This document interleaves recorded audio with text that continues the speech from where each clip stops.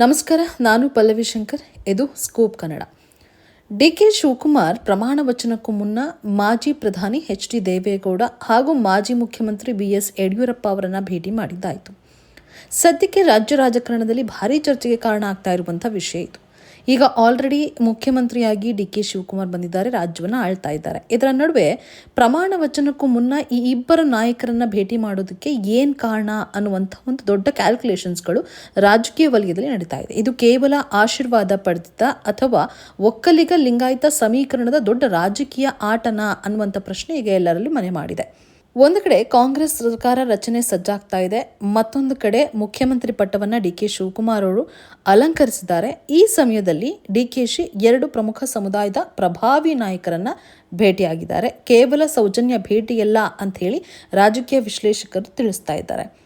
ಕರ್ನಾಟಕ ರಾಜಕೀಯದಲ್ಲಿ ಒಕ್ಕಲಿಗ ಸಮುದಾಯಕ್ಕೆ ದೇವೇಗೌಡ ಕುಟುಂಬ ದೊಡ್ಡ ಪ್ರಭಾವವನ್ನು ಬೀರುತ್ತೆ. ಅದರ ಜೊತೆಗೆ ಲಿಂಗಾಯತ ಸಮುದಾಯಕ್ಕೆ ಯಡಿಯೂರಪ್ಪ ಇನ್ನೂ ಕೂಡ ದೊಡ್ಡ ನಾಯಕರಾಗಿದ್ದಾರೆ. ಹೀಗಾಗಿ ಡಿ.ಕೆ.ಶಿ ಈ 2 ಪ್ರಭಾವಿ ನಾಯಕರನ್ನ ಭೇಟಿ ಮಾಡೋದ್ರ ಮೂಲಕ ಒಂದೇ ಸಂದೇಶವನ್ನು ಕೊಡೋದಕ್ಕೆ ಪ್ರಯತ್ನವನ್ನು ಪಟ್ರ. ಯಾಕೆಂದರೆ ಡಿ.ಕೆ. ಶಿವಕುಮಾರ್ ಅವರು ಹೇಳೋ ಪ್ರಕಾರನೇ ನಾನು ಎಲ್ಲರನ್ನ ಜೊತೆಗೂಡಿಸ್ಕೊಂಡು ಹೋಗ್ತೀನಿ ಅಂತ ಹೇಳ್ತಾ ಇದ್ರು. ಇದು ಸ್ಪಷ್ಟ ಸಂದೇಶವನ್ನು ಕೊಡ್ತಾ ಇದೆಯಾ ಅನ್ನುವಂಥ ಕುತೂಹಲ.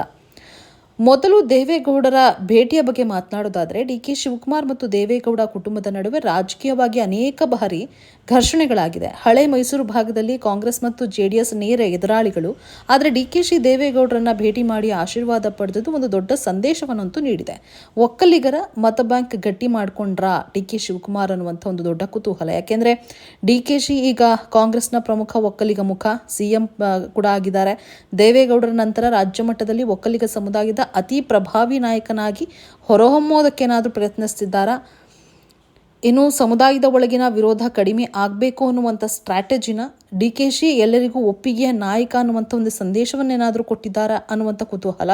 ಭವಿಷ್ಯದಲ್ಲಿ ಜೆಡಿಎಸ್ ಏನಾದರೂ ಕುಸಿತವಾದರೆ ಅದರ ಮತದಾರರನ್ನು ಕಾಂಗ್ರೆಸ್ಗೆ ಸೆಳೆಯುವಂಥ ರಾಜಕೀಯ ಪ್ರಯತ್ನ ಕೂಡ ಇರ್ಬೋದು. ಅದರ ಜೊತೆಗೆ ಡಿ.ಕೆ.ಶಿ ಈಗ ಕೇವಲ ಪಕ್ಷದ ನಾಯಕನಲ್ಲ, ಸ್ಟೇಟ್ ಲೆವೆಲ್ ಮಾಸ್ ಲೀಡರ್ ಅನ್ನುವಂಥ ಇಮೇಜನ್ನು ಕೂಡ ಕಟ್ಕೊಳ್ತಾ ಇದ್ದಾರೆ. ಅದರ ಭಾಗವಾಗಿ ಹಿರಿಯ ನಾಯಕರ ಆಶೀರ್ವಾದ ಪಡೆದು ಪರಿಪಕ್ವ ನಾಯಕ ನಾನು ಅನ್ನುವಂಥ ಭಾವನೆಯನ್ನು ಎಲ್ಲರಲ್ಲೂ ಕೂಡ ಮೂಡಿಸುವಂಥ ಪ್ರಯತ್ನ ಮಾಡ್ತಾ ಇದ್ದಾರೆ ಅನ್ನುವಂಥ ಒಂದಷ್ಟು ದೊಡ್ಡ ಪ್ರಶ್ನೆ.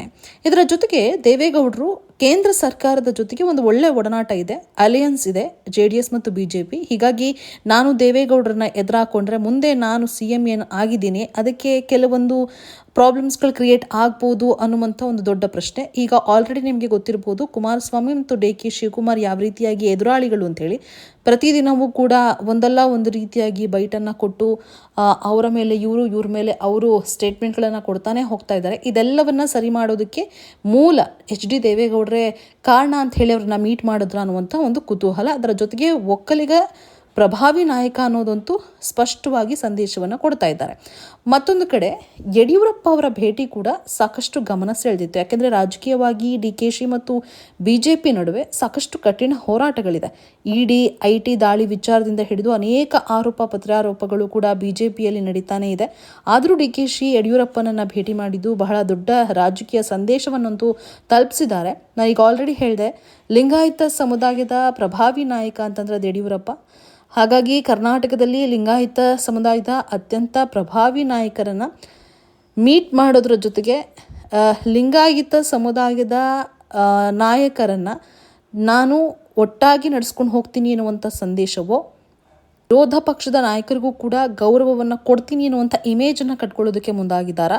ಹೊಸ ಸರ್ಕಾರ ಬಂದಾಗ ವಿರೋಧ ಪಕ್ಷದ ಪ್ರತಿಭಟನೆ, ರಾಜಕೀಯ ಸಂಘರ್ಷ ಅದೆಲ್ಲವೂ ಕೂಡ ಸಾಮಾನ್ಯ. ಹೀಗಾಗಿ ಎಲ್ಲೂ ಕೂಡ ಸಮಸ್ಯೆ ಆಗಬಾರ್ದು, ಯಾವುದೇ ರಾಜಕೀಯ ಉದ್ವಿಗ್ನತೆ ಬೇಡ, ಸರ್ಕಾರ ಸುಗಮವಾಗಿ ಸಾಗಲಿ ಅನ್ನುವಂಥ ಒಂದು ಸಂದೇಶವನ್ನು ಕೊಡೋದಕ್ಕೆ ಯತ್ನಿಸಿದ್ರಾ ಅನ್ನುವಂಥ ಪ್ರಶ್ನೆ.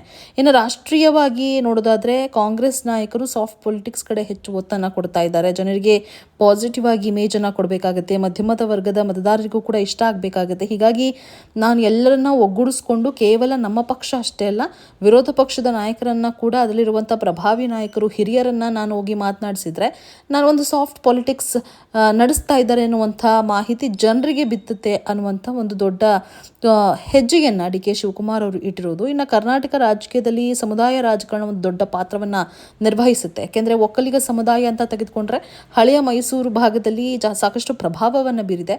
ಲಿಂಗಾಯತ ಸಮುದಾಯ ಅಂತ ತಗೊಂಡ್ರೆ ಉತ್ತರ ಕರ್ನಾಟಕದಲ್ಲಿ ಭಾರಿ ಪ್ರಭಾವ ಬೀರುತ್ತೆ. DKಶಿ ಈಗ ಎರಡೂ ಸಮುದಾಯಗಳ ನಡುವೆ ಸಮತೋಲನ ನಾಯಕ ಆಗಿ ತೋರುವಂಥ ಪ್ರಯತ್ನ ಮಾಡ್ತಾ ಇದ್ದಾರೆ ಅನ್ನುವಂಥ ಕೆಲವೊಂದು ಮಾತುಗಳು ಕೇಳಿ ಬರ್ತಾ ಇದೆ.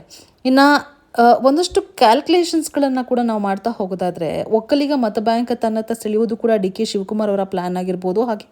ಹಾಗೆ ಲಿಂಗಾಯತ ಸಮುದಾಯದ ವಿರೋಧ ಕಡಿಮೆ ಮಾಡಿಕೊಳ್ಬೇಕು, ಉತ್ತರ ಕರ್ನಾಟಕದಲ್ಲಿ ಕಾಂಗ್ರೆಸ್ ಪಕ್ಷವನ್ನು ಜಾಸ್ತಿ ಗಟ್ಟಿಯಾಗಿ ಬೇರೂರಬೇಕು ಅಂತಂದರೆ ಲಿಂಗಾಯತ ಸಮುದಾಯವನ್ನು ತಮ್ಮತ್ತ ಸೆಳೆದುಕೊಳ್ಬೇಕು. ಹೀಗಾಗಿ ಲಿಂಗಾಯತ ಸಮುದಾಯಕ್ಕೆ DK ಶಿವಕುಮಾರ್ ಅವರು ಎಲ್ಲೂ ಕೂಡ ವಿರೋಧವನ್ನು ವ್ಯಕ್ತಪಡಿಸ್ತಿಲ್ಲ, ಯಡಿಯೂರಪ್ಪರವನ್ನೇ ಭೇಟಿ ಮಾಡಿದ್ದಾರೆ ಎನ್ನುವಂಥ ಸಂದೇಶವನ್ನು ಕೊಟ್ಟಿರೋದು.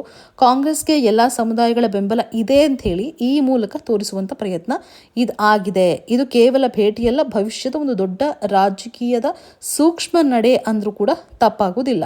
ಸದ್ಯಕ್ಕೆ DK ಶಿವಕುಮಾರ್ ಅವರ ರಾಜಕೀಯ ಪಯಣದಲ್ಲಿ ಮುಖ್ಯಮಂತ್ರಿ ಸ್ಥಾನ ದೊಡ್ಡ ಗುರಿ ಎಂಬುದು ಎಲ್ಲರಿಗೂ ಕೂಡ ಗೊತ್ತಿರುವಂಥ ವಿಚಾರ.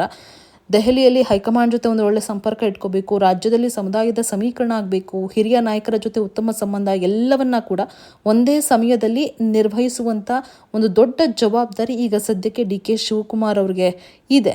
ಒಟ್ಟಿನಲ್ಲಿ ನೋಡೋದಾದರೆ DK ಶಿವಕುಮಾರ್ ಅವರ ಈ ಭೇಟಿ ಕೇವಲ ಸೌಜನ್ಯ ಭೇಟಿಗಷ್ಟೇ ಅಲ್ಲ, ರಾಜಕೀಯ ವಲಯದಲ್ಲಿ ಸಾಕಷ್ಟು ವಿಚಾರವಾಗಿ ಮಾತುಕತೆಗಳು ನಡೀತಾನೆ ಹೋಗ್ತಾ ಇದೆ. ಮುಖ್ಯಮಂತ್ರಿ ಇಮೇಜ್ ನಿರ್ಮಾಣ ಆದ ಬಳಿಕ ಸರ್ಕಾರದ ಸ್ಥಿರತೆ ಮತ್ತು ತಮ್ಮ ಭವಿಷ್ಯದ ನಾಯಕತ್ವ, ಸಮುದಾಯ ಸಮೀಕರಣ ಇದೆಲ್ಲವನ್ನ ಕೂಡ ಯೋಚನೆ ಮಾಡಿಕೊಂಡು ಪ್ರಮಾಣ ವಚನಕ್ಕೂ ಮುನ್ನ ಈ ಇಬ್ಬರು ಪ್ರಭಾವಿ ನಾಯಕರನ್ನ ಭೇಟಿ ಮಾಡಿದ್ರಾ ಅನ್ನುವಂಥ ಪ್ರಶ್ನೆ ಸದ್ಯಕ್ಕೆ ಎದ್ದಿದೆ.